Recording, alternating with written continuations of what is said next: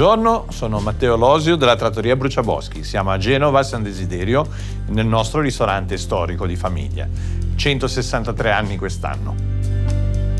Io invece sono Federico Bisso del ristorante da Vittorio di Recco e oggi siamo qua per vedere la preparazione e i segreti dei panzotti con la salsa di noce. I panzotti per l'appunto sono una delle ricette iconiche anche perché nel nostro territorio c'era l'utilizzo di queste erbe spontanee selvatiche.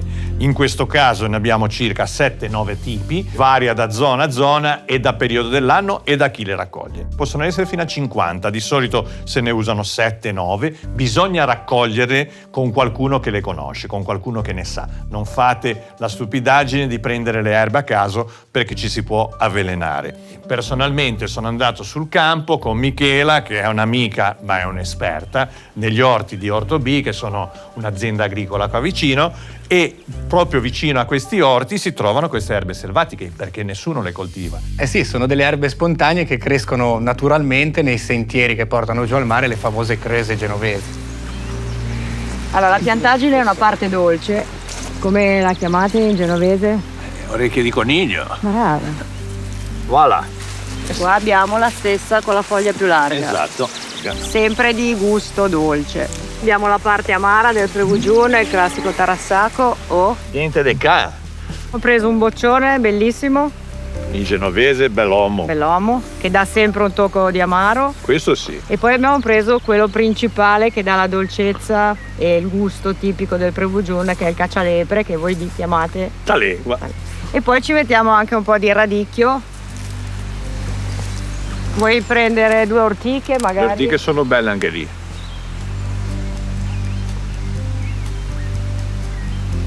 E questa che abbiamo tirato su, come si chiama in italiano? Si chiama crespino, una parte essenziale del pregugione che a Genova è chiamata Cigerba. Andiamo a prendere anche la maggiorana, detta erba persa. Perché ci serve per fare il ripieno, quindi l'aromaticità nel ripieno dei panzotti e un pochino anche nella salsa di noce. Che bello gusto de persa. Gusto vuol dire cespuglio. Possiamo mettere anche un po' di questa senape che dà quel pizzico di piccante al pregugiun. Senza esagerare, perché poi l'importante dei panzotti, come tutte le cose genovesi, è l'equilibrio.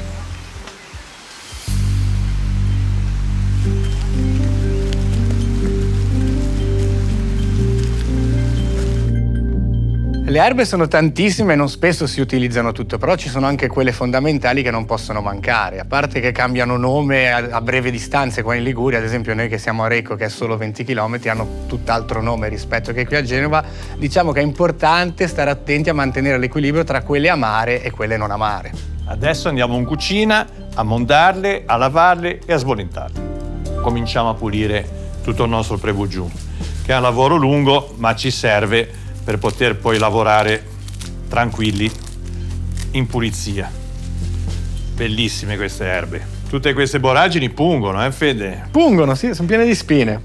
La primavera è il momento perfetto per fare una bella passeggiata sotto il sole, farsi un sacchetto di queste erbe spontanee e poi farsi il prebugione a casa. C'è anche l'uso dell'ortica. Un po' di ortica ci sono, ma vedrai che quando arrivano le senti. Io l'ho raccolte. Le bietoline oggi non le abbiamo trovate, ad esempio. Non c'erano. Però ci sta, è giusto che una sia bella così. varietà l'hai tirata su. Queste le ortiche, vuoi pulire te, Fede? Basta trattenere il respiro, dico. Non dimentichiamoci però che queste sono le erbe base del prebugium, ma l'erba fondamentale per fare i nostri panzotti è la maggiorana. La maggiorana. Che chiamiamo a Genova persa. Erba persa. L'erba persa sarebbe la maggiorana. Invece queste, che ad esempio sono le orecchie di coniglio, hanno un sapore molto dolce rispetto a tante invece altre erbe del prebugiun che hanno un gusto più amaro. Tipo la cigerba. Che è molto amara. Quasi acida, direi.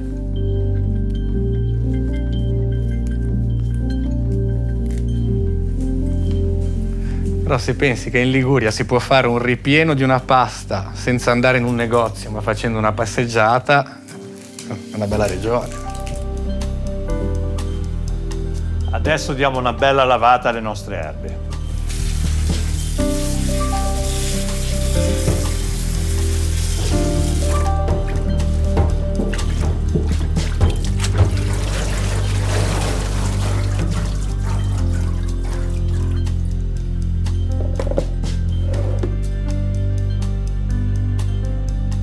Fede, adesso dobbiamo sbollentare. Eh sì, facciamo un tuffo per qualche minuto in quest'acqua bollente e gli diamo giusto una sbollentatina veloce.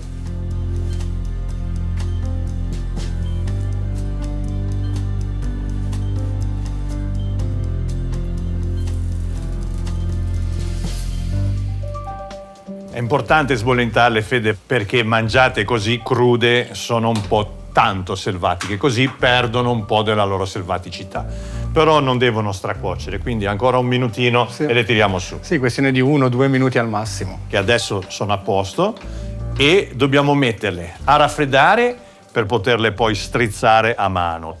Le metteremo successivamente in pressione almeno una notte in modo che scarichino bene tutta l'acqua. Vedi, siamo riusciti a portare allo stesso livello un'erba molto più delicata e più sottile con un'erba un pochino più grande. Non esagerate nel lasciare troppi gambi, però tutto fa parte del prebugione.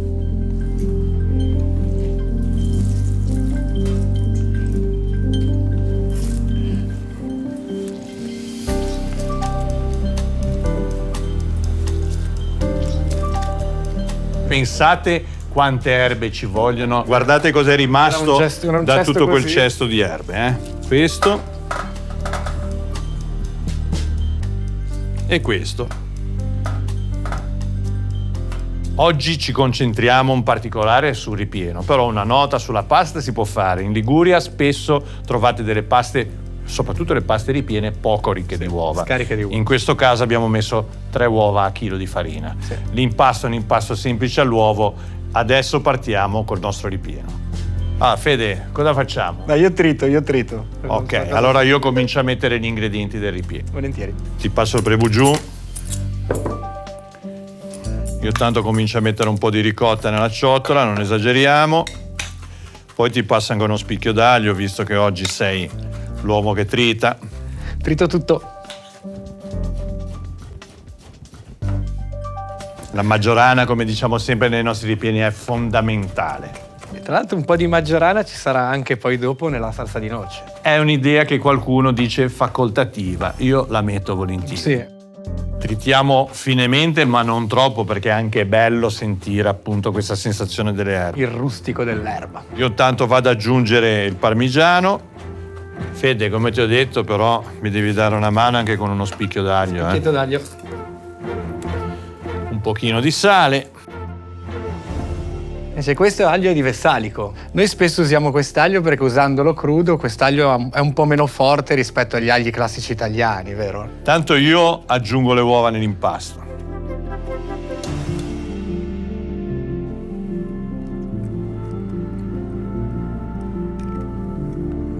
Adesso possiamo cominciare ad incorporare sicuramente l'aglio e le nostre erbe.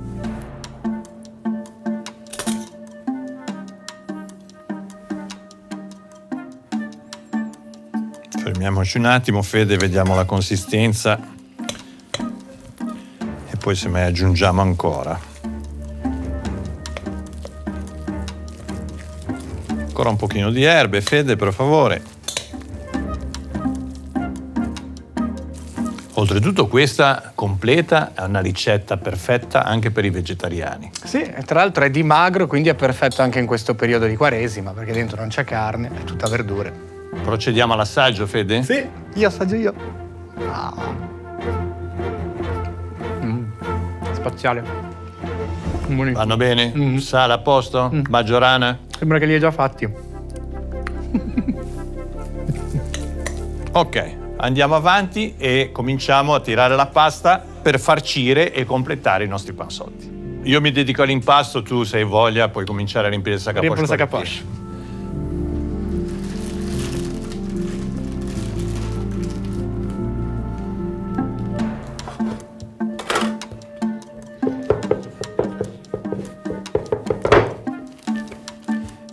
I mattarelli sembra una stupidaggine, ma sono fatti a Genova anche questi, da un piccolo artigiano nei vicoli che ai tempi costruiva le aste per le bandiere. Aveva un tonio lungo 6 metri, per fare le aste delle bandiere. E questo è un mattarello di pero fatto da questo artigiano dei vicoli. Il legno di pero è utilizzato in Liguria sia per il mattarello ma anche per il pestello del mortaio, perché è un legno molto duro e ti aiuta poi a triturare battendo nel marmo.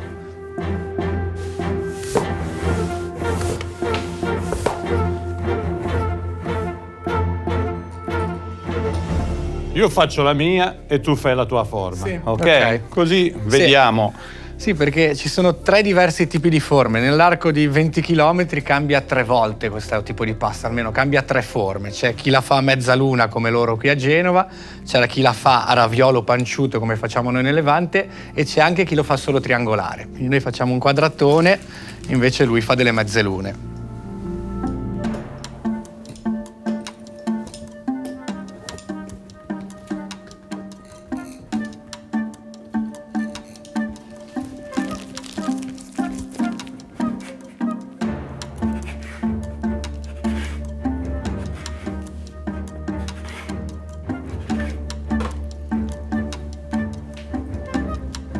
Quindi noi facciamo il triangolo così, poi giriamo le alette dietro e questo è il pansotto del Levante. E invece questo è il pansotto di Genova, una mezzaluna. Cambia solo il metodo di chiusura.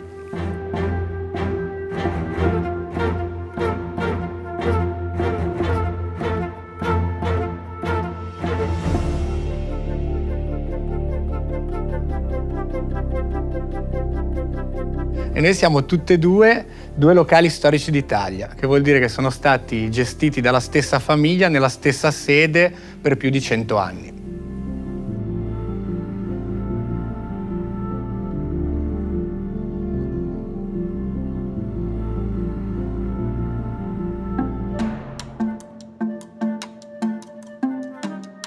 La pasta l'abbiamo fatta, sarà meglio che ci mettiamo a fare la salsa di noce, noce. se no li mangiamo un bianco oggi.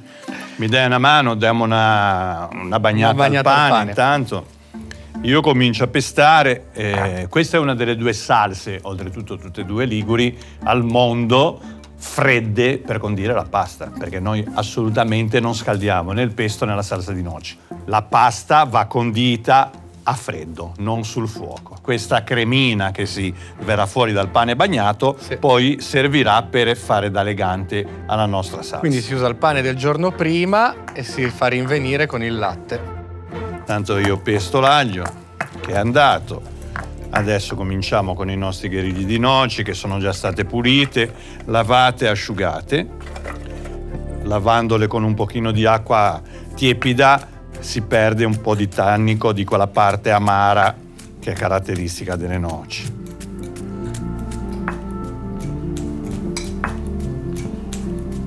Poi nelle varie filosofie c'è chi mette la maggiorana, il parmigiano, solo uno, solo l'altro. Io una goccia di maggiorana ce la metto. Anche noi a Levante la mettiamo.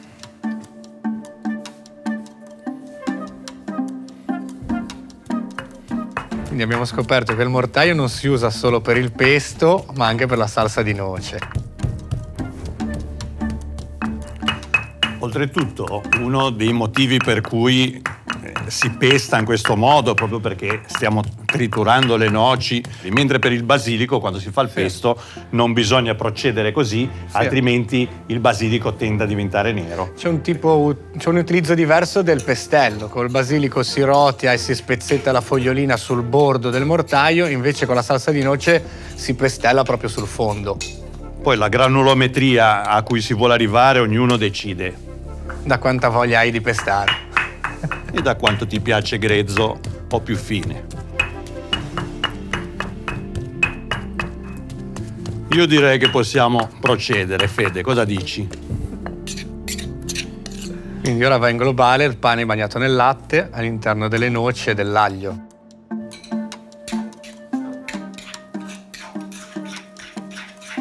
Questa è la fase in cui si trasforma un battuto in una salsa. Quindi con l'umidità del pane bagnato, l'asciutto della noce diventano cremose insieme.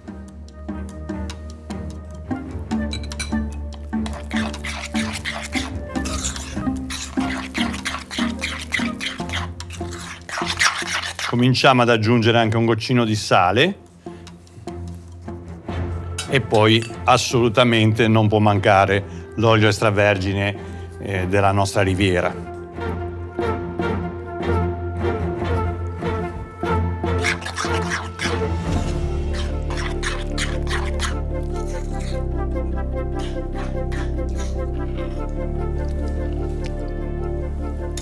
Direi che ci siamo, Fede.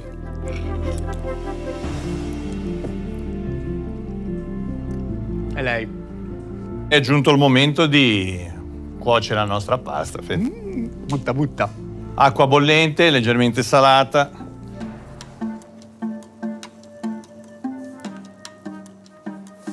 Visto, uno per il rispetto che meritano. Li saluto tutti. Addio.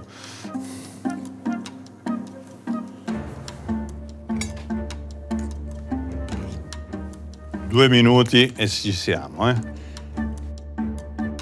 E intanto che cuociono i panzotti, Fede, cosa potremmo presentare? Volevamo ricordare che siamo sul libro di Taglia Squisita, che si chiama Vegetali, io con i ripieni di verdura alla genovese. E io ho presentato i panzotti in salsa di noce, ovviamente. Oltre alle nostre 2 ricette liguri, troverete in questo libro più di 100 ricette a base di vegetali della storia della gastronomia italiana. Cominciamo a scolare la nostra pasta.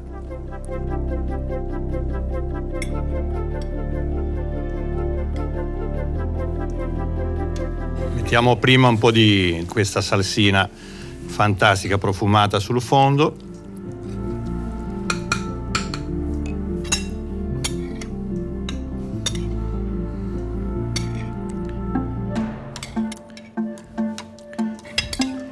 Qua puntiamo alla ricerca del prodotto, al piatto semplice e alla tradizione.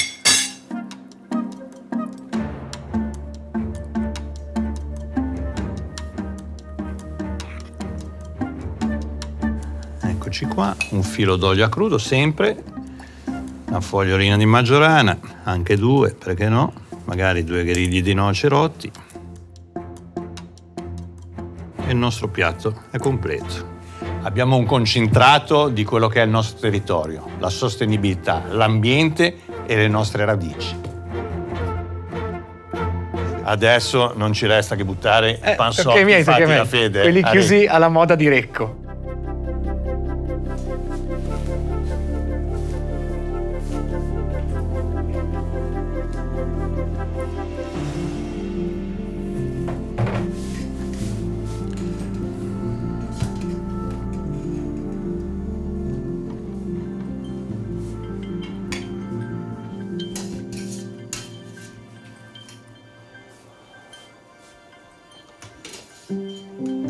Una sporcata di salsa sul piatto, scarichiamo i nostri panzotti al centro,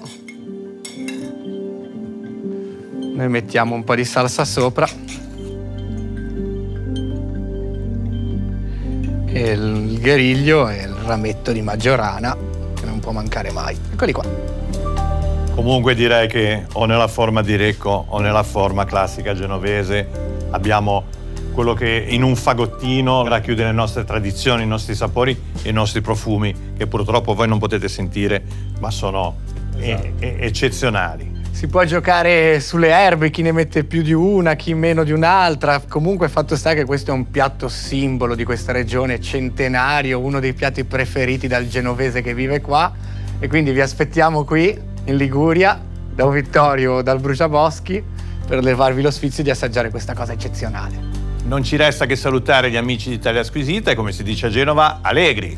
V'aspettemmo!